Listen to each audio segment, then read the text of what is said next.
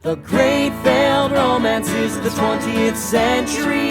Boyfriends and girlfriends and husbands and wives. The great failed romances of the 20th century. Let's go hear about how they ruined their lives. Welcome to the Great Failed Romances of the 20th Century. I'm singer-songwriter and historian Teddy Gray. And I'm here under protest, Sam Kaufman. So Teddy, what drivel are we looking at today? Today we'll be discussing the relationship between Rita Hayworth and Orson Welles. This is a lot of shit, you know that? Orson Welles was born into an extraordinarily wealthy family, and from birth had his every whim indulged by his mother, who encouraged her son to see himself as a genius. While this gave Welles the creative confidence that he needed, it also gave him a massive ego that would arguably hurt him as much as it would benefit him. Conversely, Rita Hayworth's childhood was a difficult one, and she was taken out of school at a young age by her father so that she could be his partner in a traveling roadshow. He treated his daughter as an investment, and did everything he could to ensure that she would have a career in show business. However, he was also an abusive, controlling man, and his treatment left Rita a very insecure person. By the time Orson met Rita, he had already accumulated enough experiences to fill an entire life. He had conquered theater, radio, and film. Some of his most notable achievements include the broadcasting of War of the Worlds, making Citizen Kane, widely considered to be one of the greatest films of all time, and acting in multiple Shakespeare productions.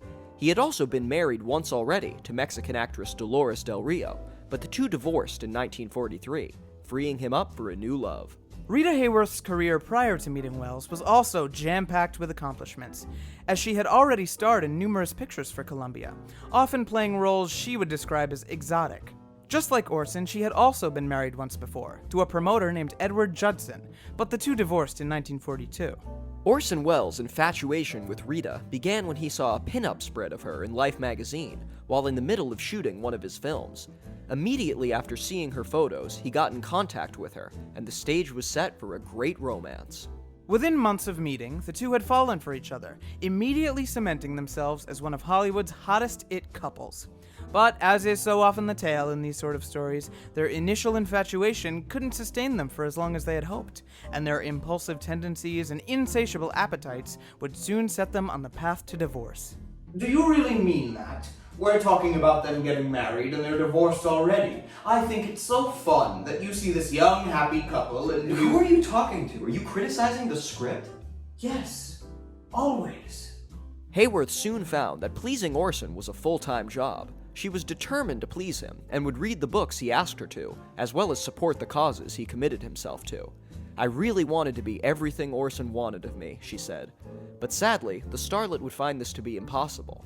While she found the world of celebrity to be intrusive and difficult, Welles basked in the adoration and respect of his peers. His appetite for affection was as insatiable as his thirst for wine.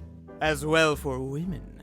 Mere months after the two had married, Welles had already begun to sleep around, having affairs with women such as Gloria Vanderbilt and Judy Garland. His infidelities ensured that Rita was part of a cruel, cold coupling. That's tough. Cruel, cold coupling. You can cut cold. That's good. In the coming years, the couple found that... I'm sorry, what was that? Did you say something? Are you asking me to emphasize the word in the phrase "in the coming years"? I'm sorry, there's no way in the English language to begin a sentence with "in" and emphasize it.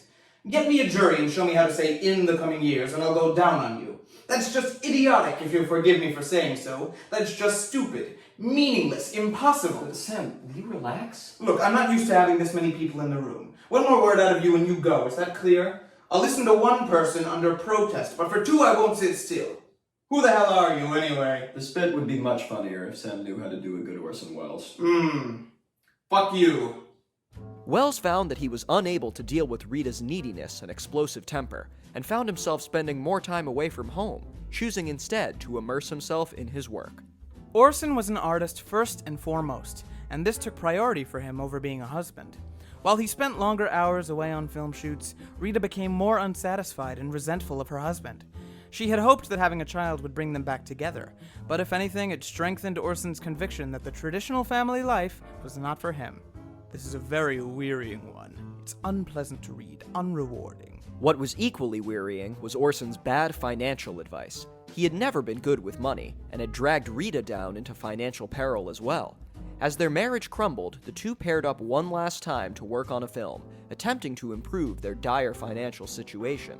However, at this point, Rita had already made up her mind to leave Orson, and when the final film, entitled The Lady from Shanghai, was released, many viewed it as Orson's not-so-subtle revenge towards Rita for leaving him.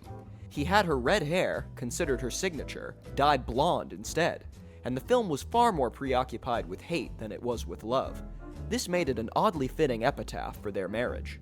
Hayworth would later say of their marriage, "During the entire period of our marriage, he showed no interest in establishing a home. When I suggested purchasing a home, he told me he didn't want the responsibility.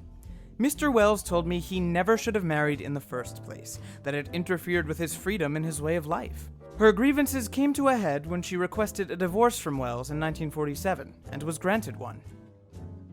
And thus, yet another failed romance comes to pass. Are you drunk? It's Orson Welles. I had to get into character. Is my impression good now?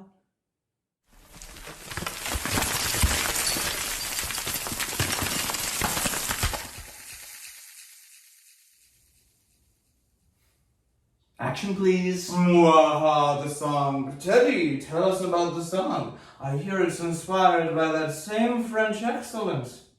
This song is called Frozen Peas, and it's a fictionalized account of Orson Welles finding out about his divorce. In the middle of shooting one of his films, he takes a break to listen to the radio, and hears via the celebrity radio news that his divorce from Rita has been finalized, and that their relationship is no more.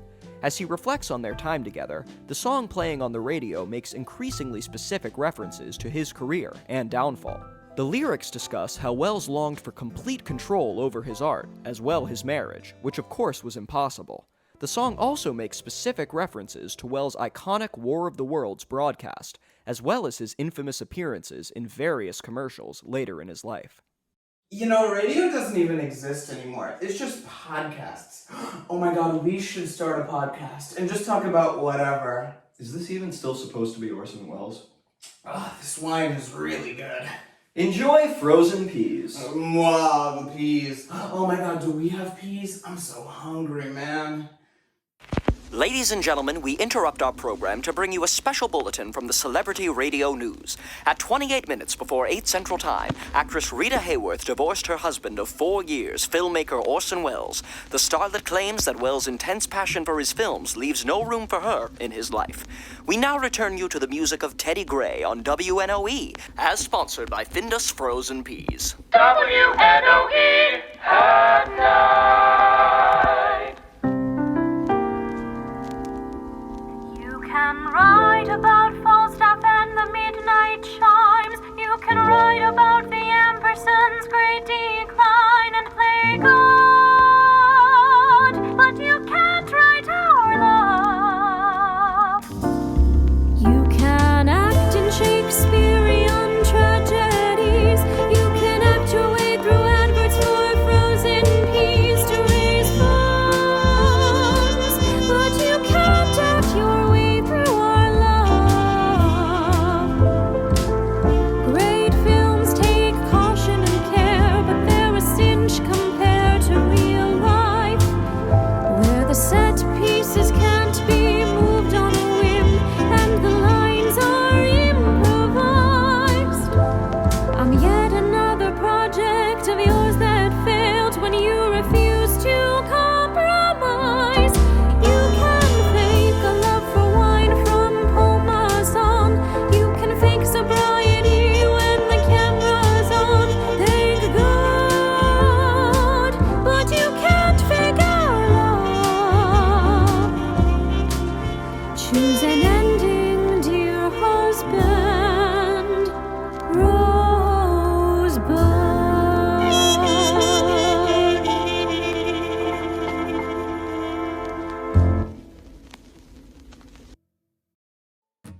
The great failed romances of the 20th century.